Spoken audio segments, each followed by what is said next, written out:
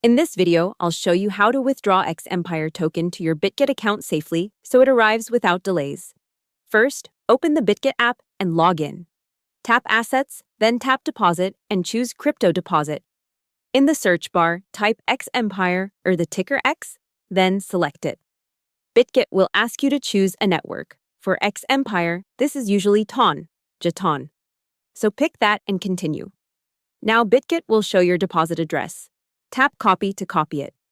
If Bitget shows any extra field like a memo or tag, copy that too. But most TON deposits only need the address. Next, open the wallet where your X Empire tokens are currently stored, like Telegram Wallet or TON Keeper. Tap Send, choose X, paste your Bitget deposit address, enter the amount, and confirm. Make sure you have a little TON for gas fees, or the transfer may fail. Finally, go back to Bitget and check Assets to see the deposit once it confirms. Hope the tutorial was helpful. Subscribe to my channel and see you in the next video.